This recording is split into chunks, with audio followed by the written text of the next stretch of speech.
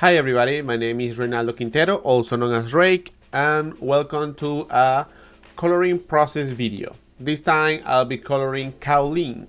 Kaolin is an original character from one of my patrons that commissioned me to color and work on this illustration. I did this illustration a few weeks ago on my Twitch channel, and that's why you can see my face there in the corner as I was doing the string and talking to you all guys.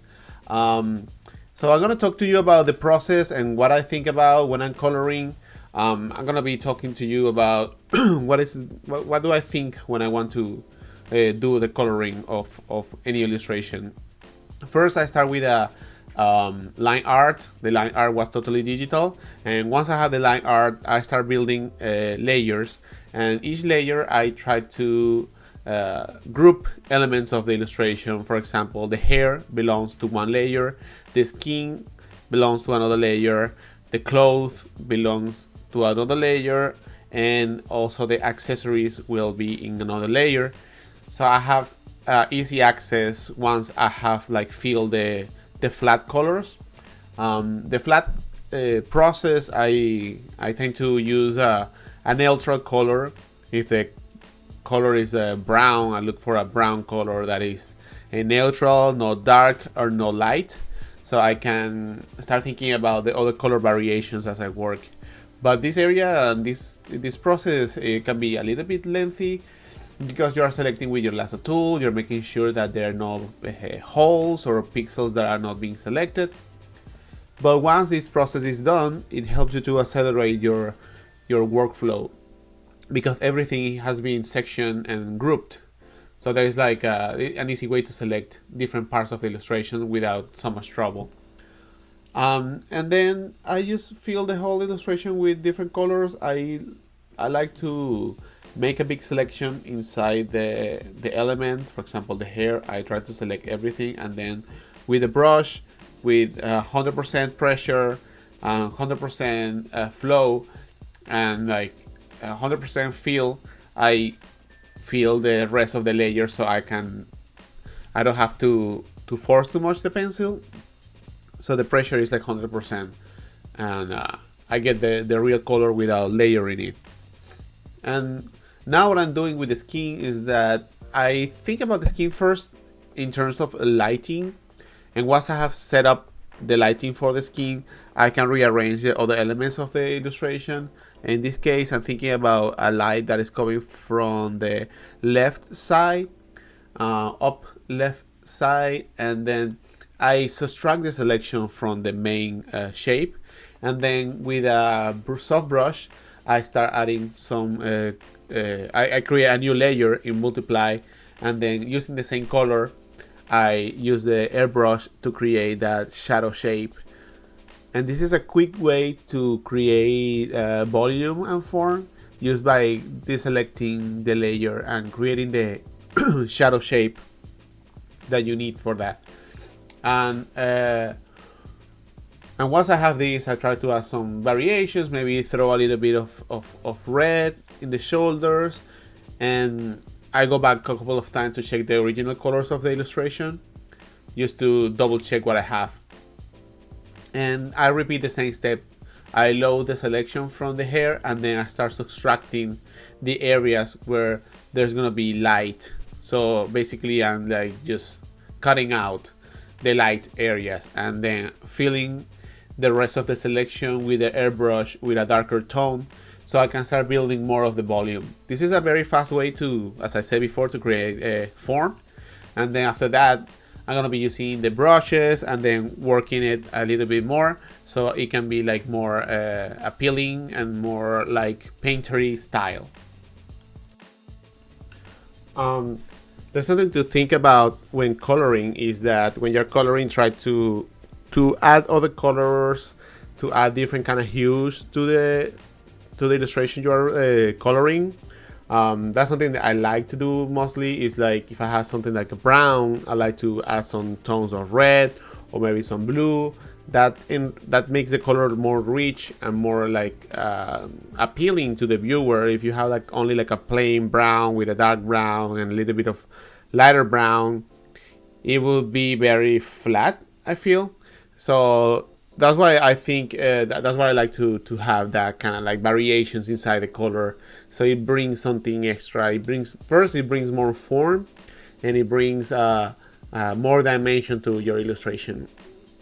Another thing that I'm doing here is that since I already have the selection of the pans, what I do is just to select the areas that I feel that I feel no that are like different. They have the different colors, and then with the use of hue variations or levels, I can change the color and the value of that section of the accessory or the shorts.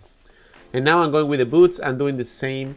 I think this is what I think that if you want to do this kind of process is that you have to think about the shape that the lighting is affecting and how you're gonna define that shadow shape.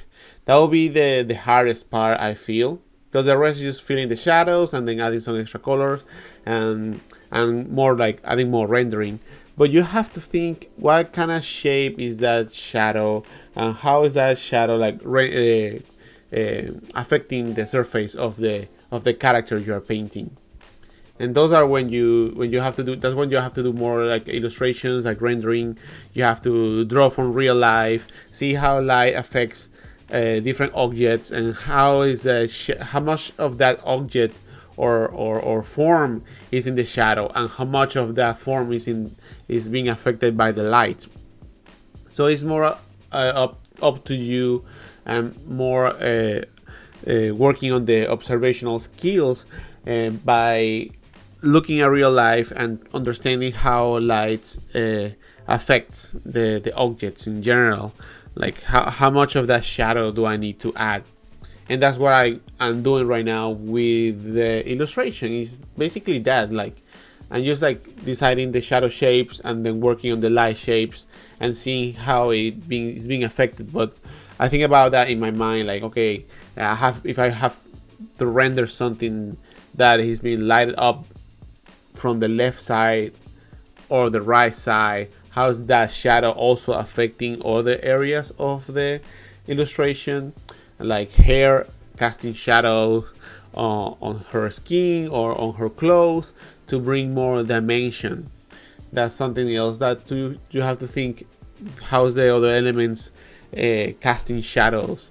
Like for example, here the hair is casting some shadow onto her like eyes and face in general. And that's something that you have to think about it. Because without that shadow shape or that without that casting of the shadow, you are flattening the drawing becomes really flat. So you have to have like a separation. It's like separating the lights and also the shadows. And that's basically what I think is the overall process. It's more about choices. What are the choices that you're gonna make? How complicated you want this illustration to be, and how are you gonna render this, right? And you think about the colors, but what I see that most people struggle with coloring in general is the rendering. It's like conveying form, thinking about different light setups. That's where I feel most of the people are struggling. Is basically the lighting setup. Okay, like light comes right or top left or bottom. So you need to do these studies, these these studies about lighting, like setting up an object and then use a light or a lamp, and then play with that, and then do some rendering, and then try to understand that, and then apply it to your characters or your colors as you are working. Because the rest of the colors is just like conveying what you wanted to convey with it, right? And that's what I'm doing here. Like I add some variations like blue and then some red. It gives more dimension. It becomes more appealing, and that's my purpose here. Because what we had before was just a flat line art, and that flat line art, you have to convert that into form and shape that people will find appealing, and that's the job. And I have done like plenty of rendering with pencil during my live drawings exercises, or like drawing in general. I like to do like small or observations and then apply that to the rest of my illustrations. That's where the mileage comes. If you practice this more often, then you have more like a bigger repertoire and more ideas to play with, especially with lighting. That will be a little bit more on your side how much you want to practice this, but setting up the lighting is really important because you can actually make this illustration very dark and mysterious, or you can make it more like lively, and then you have to think about what are the lively colors, what are the things that bring that feeling that you want to portray or you want to convey, you know. Like we think about like blues and purples, like the night. We are usually related to something like night, dark, or light, like the sky. So we think about, oh, like a bright blue would be nice. It would be cheerful, right? Or if we think about passion, we think about red. You know, we think red, orange, and then yellow for like energy. Also green, we think about green, peaceful. But if we go to like a more saturated green and more yellow green, become like neon, and that's like fake and not natural lighting, which can be used during the night setup. Also, we can think about like other colors like white. Well, white is not a color, but like think about white, light white pastel range, like light pink or light blue or light purple. Those are could be related to things. Like most of it could be like evil, or it could be really like a pure, and it will be more more pure and sane, like a bird, like a white bird. You can see a white bird as a peace symbol, right? But if you have maybe a hint of red in the eye, it becomes a little bit more evil. So there's like a code, and there's a way of coloring that will bring different feelings to your illustrations, and that's what you want to study as well, apart from like rendering. Because what I'm doing here is like mostly the same process. Like is that this process I learned on my own. Well, like combining different things, like using selections mostly. But then I used to color these illustrations like just painting, and it will take me more time because I'm just deciding the shade as I go painting. Whereas if you can make a big decision, a big statement first, then you have that process of shaping that shadow shape completed, and then you can focus more on variations, effects, and then you can push the colors, and then you can play a little bit more, having that shadow shape already decided. And that's what many like illustrators do. I like to think in terms of like rendering. I think about like inking and pencil drawing. Like just value, if you are drawing with pencils, which areas of the illustrations you want to hide or you want to keep in the dark, and which areas you want to keep in the light. Probably the face you want to keep in the light. Maybe the hand in the front of your drawing you want them to be more light up, whereas the hand that is go backwards, or like it's in the back and it's like further away, is darker, right? So we want to like push and pull different elements of our characters or illustrator or our illustrations by having like and making decisions like do I want to hide this, or I want it to make it less important, or I want this area to be more important. And in this character in specific, I think the part that is successful is that the character itself, it is brown, blue, dark, but then you have that hint of well, not hint actually, is that section of the hair that is pink is the hint of that pink will bring the attention to her face, making her more appealing, more cute. It'll bring variation. It's like that's kind of like a way to accentuate the coloring in your illustration. If it looks like a bird, some birds are like black but the head is red, that your attention goes to the head because of the contrast and because of that color that is different in that area. So that's something also you can think about when coloring. What is the color scheme that I have, and which one are the colors that I want to show, and then where is going to be that attention point to bring attention and to bring the focal point of our character. And we can do that with lighting too. And that's going to happen like later on in this illustration. As I work with this, I'm thinking, okay, I have the character, but now I think it's working well. But what the problem that I have here is that I have a gray background. The gray background is very neutral, and you need to have a background color. So that background color will influence how the other colors looks in the character. If you have a light background and you have a very dark color in your characters, there might be too much contrast, and that's what's going to be my next step. My next step is going to be adding a color to the background, and I think to myself, like, well, I already have brown and have red, so I have that section of colors already in the illustration. Then I have blue, and then I have some red. But what I'm missing, apart from the eyes, is green. And I think about green in two different kind of greens. Greens that go to the red side, or greens that go to the blue side, or greens that go to the yellow side. Greens that go to the yellow side are more bright, are more like into nature, are more warm, and they feel good.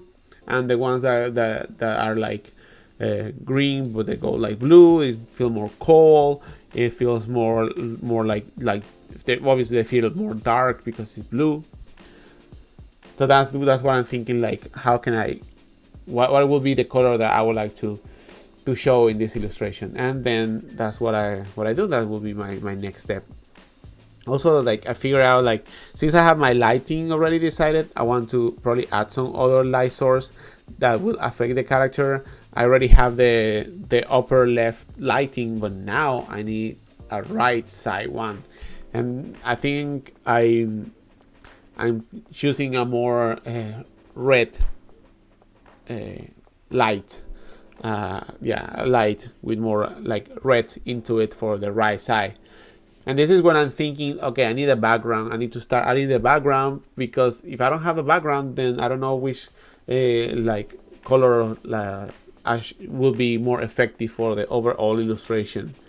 So you need to do that. I probably waited too long here. I should have done the background, but I guess I wanted to be in a stage where the elements are well rendered, and then once I have the blue, I can focus on once I have the background, the green background, I can think about other like combinations that will make the whole illustration, the overall illustration, work together. And this is what I thought. Okay, I'm gonna go with a green, and then gonna go with a green, and probably add some like more saturation where the character is placed. I want to have that kind of blur background that feels like in a photo studio, like she's just in there in front of you, just like modeling and making a cute pose for you. So that was my intent with the coloring. I add some texture with different brushes that will have more a little bit more texture variation. Also think about that light that I'm using. I need to suggest that light in the background to integrate the character. So I have that. That's why I have that red spot on the left side, because that's the color of the light, and that's why I want to include it in the background, so it feels more like a harmony, like okay, now I know that color is affecting this character, and that's why I choose to add that light in there. Now I'm going for more contrast because I want to have more contrast in the illustration, and having like a rim light, having more contrast around the edges of the body will give me that contrast. It will make the character pop more, because obviously more contrast with lighting, it will bring more attention to different areas of the drawing, and also will make it more sharp, more clean for sure. And at this moment, I'm thinking, what about having a light at the top that is yellow, and that light is affecting the character. So I'm thinking about all the planes that are gonna be affected by that light. Her face might not be affected. The shoulder for sure, because it's like closer to us, and well, I don't know what I'm doing right now, but well, I think I lost some information on the illustration. But anyway, I have that yellow there, and I'm not talking about like super saturated yellow. It's more like a light yellow tone. That's something that I don't have in the rest of the illustration, like a yellow. So that will bring more variations to my drawing. And I'm thinking how much of that light is actually affecting the surface of the hair and of the character. I think the breast will be nice to have that lighting hitting those areas. It'll bring more, more form. And as again, it's more about choices and more about like decisions. Does it look good? Does it look fine? And this obviously will come with practice and an experience. After rendering so many illustrations, you kind of know already like what are the most effective ways to portray this. And then as I go, I start like thinking about being more clean. I find that some areas of the illustration might need a little bit more of work. Although, if I'm honest, I feel this illustration is already done. You can spend a lot of time adding all the details and that you want, but at a certain point, if you over detail the illustration, everything becomes super sharp, and everything has like the same value, or like the same contrast or interest. And I think about that as well, like where I'm gonna place those lighting choices. Probably not too much on the high heels, because that's not the point. And then I go back to the face, and I start like thinking about giving the right form to the lips, and thinking about the other decisions for her eyes, adding a little bit more dark and more tones. And then I start cleaning a little bit more. Just cleaning, adding more shading that I might have forgotten. But something that I'm thinking about when I'm seeing this illustration now is that we tend to work too close to our illustrations. Like right now, I'm zooming in so much that is too much. I feel like how big are you gonna look at this? Probably the size of your screen, and I'm looking at it like 5 times or 6 times. I don't know how many times bigger. That is a little bit unnecessary, but this is like one of the things of the digital art that is hard to avoid. Being able to use that zoom and get really close and work the details. It can be really therapeutic, where you're like adding details and enjoying the whole process and having a great time. But at the same time, you might overwork an illustration. So there's a balance. There's a line that you have to walk, and then you have to see, and then you have to make your choices. Do I want this? Do I want that? is this enough? And then you have to look at it and also be satisfied. Is this enough for me? I'm satisfied with the amount of work that is here. Do I need more? And that comes, as I said, with practice and observation and making the choices that you feel are the right ones.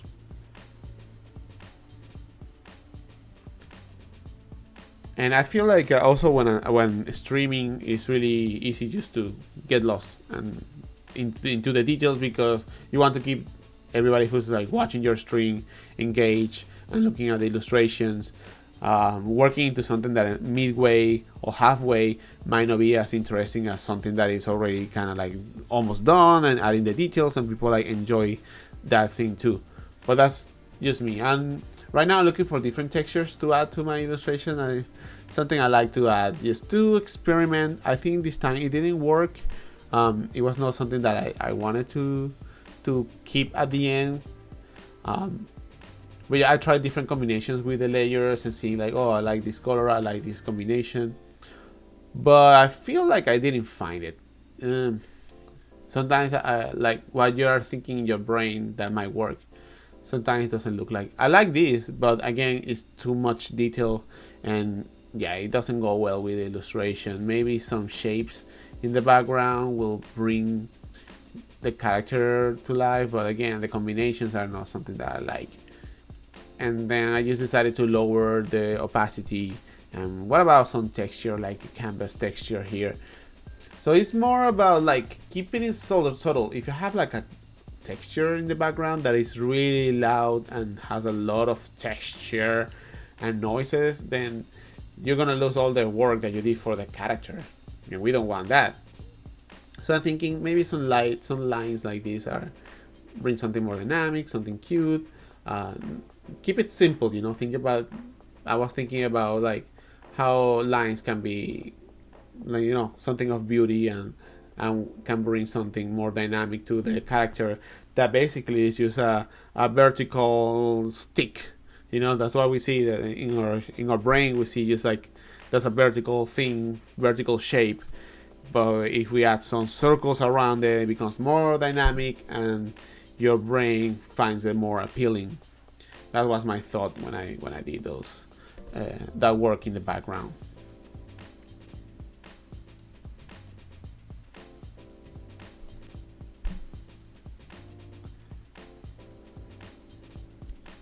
So now it's just about tweaking and changing, adding, subtracting, organizing layers, seeing what I should delete or what should keep from the past. Also, I think about a glow. What if I have a glow in the hair? And that glow is pretty nice. I feel it kind of complements all the yellow work that I did, all the yellow sections that I painted. I added like auto glow in Photoshop. There's a blending mode, auto glow, and then right now I'm just tweaking. It's feeling like maybe the head is too big, maybe too small, maybe I should fix the head. More like I call this surgery. I'm doing my surgery, the head surgery, and become a surgeon. I feel like, okay, beauty surgeon, beauty medical center here. You know, increasing the size of the head, making bigger, smaller, just tiny things, and that I know myself, and through times I have done the face or the head way too big, and if I reduce the size of the head, then the whole body becomes bigger, and then you don't have to draw like a big breast or a big ass. You can just reduce the size of the head, and then the rest of the body increases. So that's something to think about. Also, the breast, I thought it was cute, that size. It was cute, but I wanted to keep it more like hanging, more like juicy and big. So that's what I did. And this happens when I'm already I have flat or flattened the whole image. Is already flat, so I'm duplicating the same layer. So now it's more on the painting side. I'm painting again the line art instead of working on each layer separately. And that's another process that I like to. Another step in my workflow is like I work all the layers separately, and then when I feel like the illustration is almost complete, I group everything together and then select different sections that I want to change in terms of proportions, and then I copy and paste in a new layer, and in that new layer I start modifying, and then I can compare, turning on and off, and see what are the changes. Do I like this? Yeah, I feel it looks better. And that's a good way to make changes instead of like working on each layer separately, because it's gonna take you so long, and you might not like the change, and whereas here you can just copy, paste, duplicate, change the shape, and once the shape is done, then you can just like merge together and duplicate the layers. Just keep some copies and fix. So I'm fixing just tiny things, but I feel like they make more sense. Like if I think about the feet, I kind of like too thin. I need that feet to be a little bit more in proportions to the overall illustration. And now that I think about it, maybe the line art could have been more thick, but that's just a choice that I will make myself, like, now that I see the illustration, right? Now I move to Painter. In Painter, I'm using the brush called Glow, and this is a great brush because the lighting will affect all the layers. That's what I do when I'm in the last steps of the illustration, is just to flat everything together, move it to Painter, use the Glow layer, or you can use Overlay, a new layer in Overlay, and use like a yellow according to the light source, and then you can have like hints of what you want. You can use Overlay or Color Dodge or Hard Light. Any of those combinations might work for your lighting, so it's more about doing those effects at the end. Bring all the lighting, make sure the light is affecting different parts of the illustration. Also, I want to correct this highlight there. They didn't like it too much, too bright. Also felt like maybe some more contrast around the cheek, maybe giving more form would look better. But these are just tiny tweaks. I probably shouldn't be that picky about it, but again, I'm doing a live stream. And that's it, guys. Mostly that's what I do for my coloring. You have seen the process before, and that's why I do basically the same process, especially for commissions, because I don't want to be like exploring many things. I just want to get the coloring done to move on to something else that is, the next job, the next artwork. So that's it. Just basically this is the way I like to color.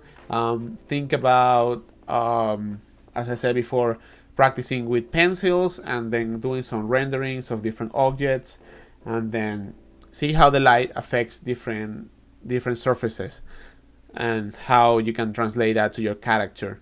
Also, if you can use some photography and try to do it. But I find that if you work if you're drawing in a studio, or you're drawing with some models in a live drawing, you will be able to see where the light is being set up, and then you're gonna have a better reference by knowing, okay, that light is that far, or that light is that close, and then you're gonna be able to study more about the lighting and the shadows. So that will be my recommendation for that. And then here I'm just cleaning and being really picky, just extra things that nobody will see, but just in case, so maybe somebody wants to take this character and make a sticker out of it, so they have already the shape very clean and ready to go. This was a fun illustration to work with. It has been a while since the last time I posted a coloring process, but I think this is good enough, I feel. So I'm gonna be working on more tutorials and videos in the future, and I hope you have enjoyed this process and all the things I'll talk about it. Definitely you can access the illustrations. I think I already posted this like last month, but you can find it on other places on my social media. And that's it, guys. So thank you very much. This is the illustration, and this is more stuff to clean.